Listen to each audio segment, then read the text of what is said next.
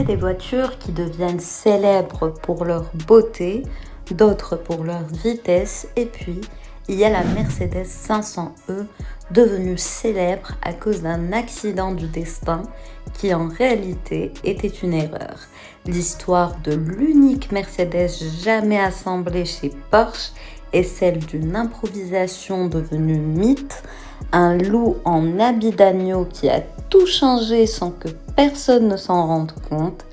Paris, octobre 90, salon de l'automobile, Mercedes dévoile une nouvelle berline sur un plateau tournant, argenté, sobre, élégante. Seuls les initiés remarquent les ailes légèrement élargies, la nouvelle jupe avant avec ses anti-brouillards intégrés. La Mercedes 500e ressemble à n'importe quelle W124 et c'est voulu. Mais sous le capot se cache une révolution. Le tout premier moteur V8 de l'histoire de la classe moyenne Mercedes, 5 litres, 326 chevaux, 480 Nm de couple, les chiffres dignes d'une supercar de 1990, pas d'une paisible berline familiale.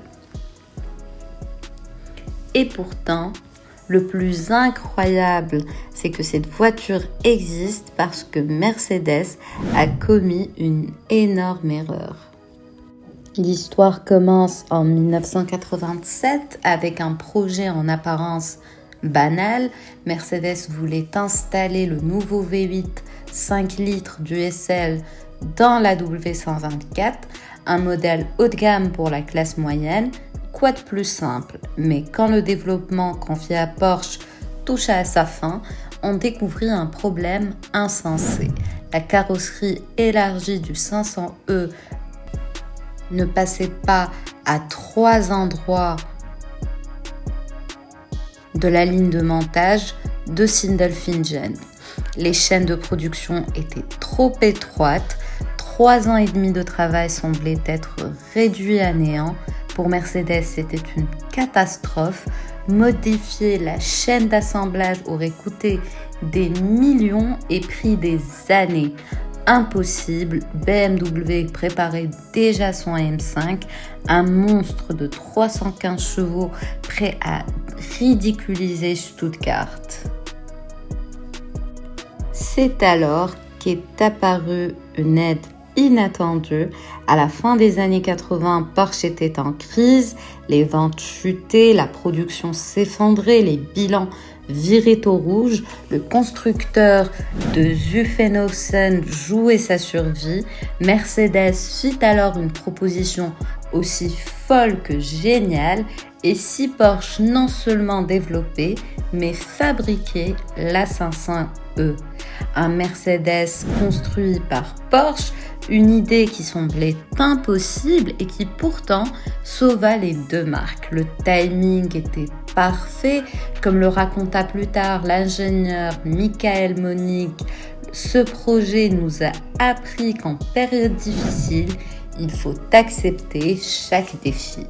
Chez Porsche, la 500e portait le nom de code sobre Projet 2758 et ce qui suivit fut un véritable chef-d'œuvre de logistique et d'improvisation. Mercedes envoyait les coques brutes à Zuffenhausen où elles étaient montées à la main, puis transportées par camion à Sindelfingen pour la peinture avant de revenir chez Porsche pour la finition, le moteur et l'intérieur. Chaque 500e demandait 18 jours de fabrication. Chaque exemplaire faisait 2 fois l'aller-retour entre les deux usines. Le chef du projet, Michael Holscher, résumait: logistiquement, ce balai entre Sindelfingen et Zuffenhausen était un vrai défi. Porsche réalisa jusqu'à 90% du développement. Pour équilibrer les masses, la batterie fut déplacée dans le coffre, freins et échappements furent entièrement repensés et pour faire respirer la V8, l'air entrait par l'espace entre les phares. Le résultat, sensationnel. 0 à 100 km/h en 6 secondes, 1, vitesse bridée à 250 km/h, des chiffres encore impressionnants aujourd'hui. La 500e accélérée plus vite que la plupart des sportifs de son époque, tout en roulant plus silencieusement qu'un taxi. La presse la surnomma aussitôt le loup déguisé en agneau. Impossible de trouver mieux. Extérieurement, il ne se distinguait que par quelques détails, très discrets, 56 mm plus large, 23 mm plus bas, ailes gonflées, jupe avant revisitée. Pour le commun des mortels, c'était une simple berline jusqu'à ce qu'elle appuie sur l'accélérateur. BMW avait ouvert la voie des berlines ultra sportives avec sa M5, mais Mercedes fit plus qu'y répondre et elle redéfinit le concept. Là où la M5 affichait ouvertement sa puissance, la 500e incarnait la discrétion absolue, une familiale capable de performances de supercar, et les chiffres parlaient d'eux-mêmes face à l'Audi V8 et la BMW M5 ou la Lexus LS400, le 500e dominait tout, plus rapide, plus raffiné, plus confortable et plus fiable que quiconque. Mais cette perfection avait un prix. 134 520 marques à son lancement en 91, plus du double d'une 300e, et en 95, elle atteignait 145 590 marques, le prix d'une petite maison. Pourtant, les acheteurs ne s'en souciaient pas, ils n'achetaient pas une voiture, mais une œuvre d'art. Seulement 10 479 exemplaires furent produits jusqu'en 95, y compris la version renommée E500, une rareté immédiate. Mais le chef-d'œuvre avait son talon d'Achille, le moteur M119 était solide, mais son faisceau électrique moins. L'isolation se désagrégeait sous la chaleur, provoquant des pannes coûteuses.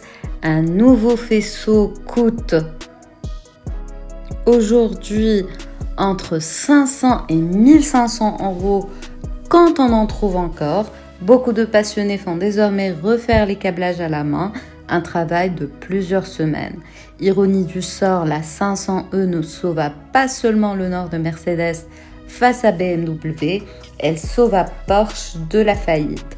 Le contrat de production donna aux constructeurs un souffle vital à un moment critique.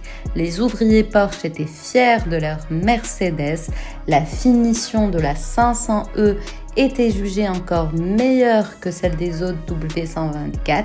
En récompense, certains employés eurent droit à des essais sur la piste de Weissach.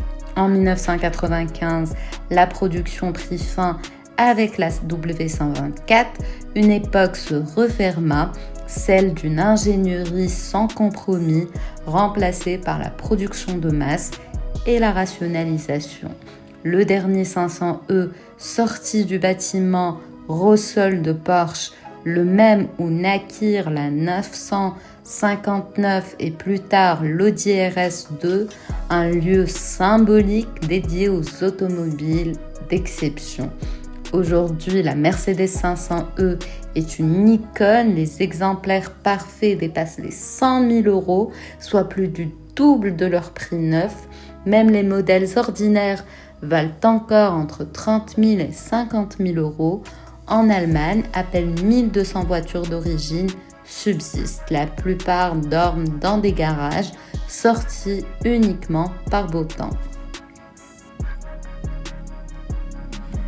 La 500e prouve que les meilleures voitures naissent parfois des plus grandes erreurs. Ce qui avait commencé comme un problème industriel est devenu la définition même de la perfection discrète.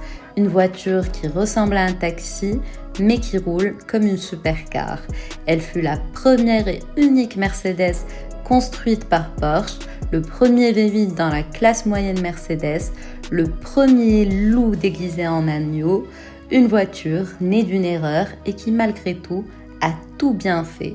Alors, qu'est-il vraiment arrivé à la Mercedes 500e ? Elle a prouvé que les meilleures solutions sont parfois les plus improbables, que la perfection n'est quand deux entreprises réunissent leurs forces